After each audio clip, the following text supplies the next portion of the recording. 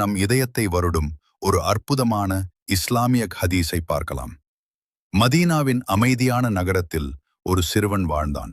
அவனுடைய பெயர் உமைர். அவனிடம் ஒரு சிறிய பறவை இருந்தது. அவன் அதை மிகவும் நேசித்தான். அன்புடன் அதற்கு நுஹைர் என்று பெயர் வைத்து அழைத்தான். அந்த சிறிய பறவையோடு அவன் விளையாடி சிரித்து ஒவ்வொரு நாளையும் மகிழ்ச்சியாக கழித்தான். ஒரு நாள் நபி முஹம்மது ஸல்லல்லாஹு அலைஹி வஸல்லம் மஸ்ஜிதில் வருகை தந்தபோது உமைர் விளையாடுவதை பார்த்தார்கள். நபி அவர்கள் அழகான சிரிப்புடன் கேட்டார்கள், யா உமைர், மா ஃபால நுஹைர், உன் நுஹைர் என்ன செய்தது என்று கேட்பார்கள். அதற்கு அந்த சிறுவன், யா ரசூலல்லாஹ், இன்று என் நுஹைர் நல்ல வேகமாக பறந்தது, நல்ல விளையாடியது என்று தினமும் சொல்லி மகிழ்ச்சி அடைவான். நபி ஸல்லல்லாஹு அலைஹி வஸல்லம் அப்படி கேட்பதும் அவனுடன் விளையாடுவதும் உமைர் மிகவும் விரும்புவான். அப்படியே மகிழ்ச்சியாக நாட்கள் சென்று கொண்டிருந்து ஒரு நாள் உமைர் சிறுவன் மஸ்ஜிதில் காணவில்லை.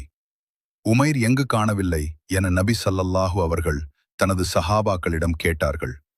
அப்பொழுது உமைர் சிவருவனின் பறவை நுஹைர் மரித்துவிட்டது என்ற செய்தியை நபி ஸல்லல்லாஹு தெரிவித்தார்கள்.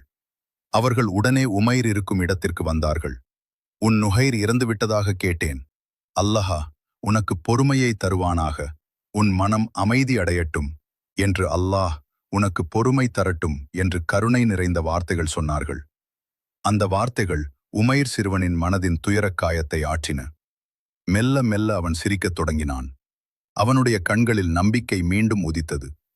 ஒரு குழந்தையின் சின்ன துயரத்தையும் புரிந்து கொள்வார் நம் நபி ஸல்லல்லாஹு அலைஹி வஸல்லம். அன்பும் கருணையும், அதுவே நபியுடைய வழி.